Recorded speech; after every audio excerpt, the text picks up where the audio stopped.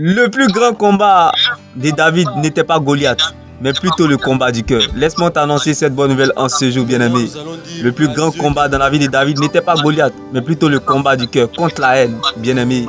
La Bible déclare, la vengeance est un repas qui se mange froid, qui est l'amour, bien-aimé. David était au service de Saül, malgré la haine de Saül. David était au service de Saül, malgré la haine du roi Saül. Mais David n'a pas fait de cela son malheur. Parce que la Bible déclare, selon les hommes, la préparation, c'est pour obtenir un résultat. On se prépare pour obtenir un résultat. Mais selon Dieu, la préparation est le résultat. David a esquivé les flèches de Saül. Mais il a aimé Saül malgré tout. Parce que David était préparé. Dieu était en train de disposer l'état de cœur de David. Parce que David devait devenir roi. Parce que par principe, c'est un prince qui remplace le roi. Mais David, serviteur qu'il était, est devenu roi. Parce que David a su gérer, bien-aimé, la frustration, l'humiliation, la honte. Bien-aimé, il n'y a pas de gloire sans brisement.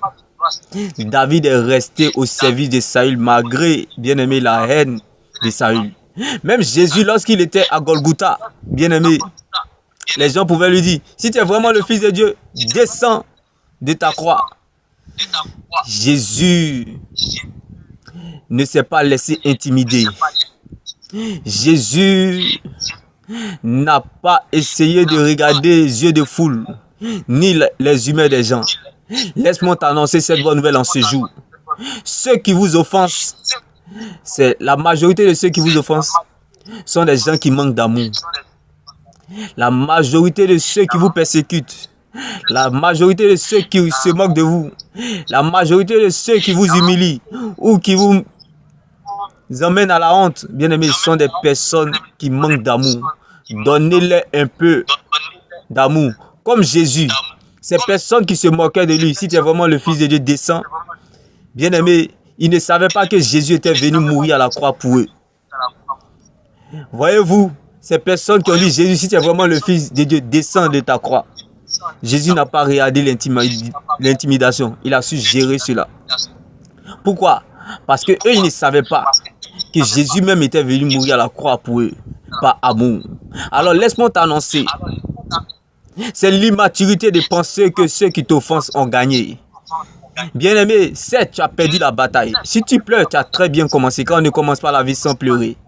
Bien-aimé, maintenant le combat, tu n'as pas perdu le combat.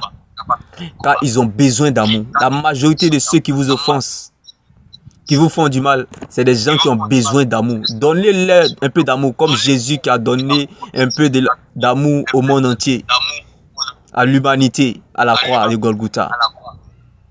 Alors laisse-moi t'annoncer cette bonne nouvelle en ce jour. La vengeance est un repas qui se mange froid, qui est l'amour. La majorité de ceux qui vous offensent sont des personnes qui manquent d'amour. Donnez-leur un peu d'amour. Et vous verrez la différence. C'est parce que vous ne savez pas qui vous êtes.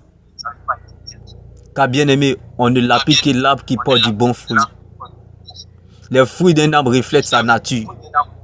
Quand quelqu'un vous offense, il a besoin d'amour. Il a besoin de Jésus.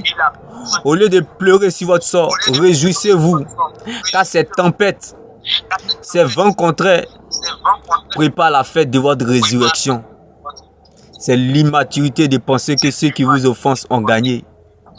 Non, c'est l'immaturité de répondre à vos ennemis. Car ils ont besoin d'amour. C'est pour cela que Jésus-Christ est venu mourir à la croix pour leur vie. Vous aussi, vous devez mourir à la croix pour leur vie en leur donnant de l'amour. Ce n'est pas en restant dans la boue comme eux que vous les rendrez propres, bien-aimés. Demeurez bénis. Shalom.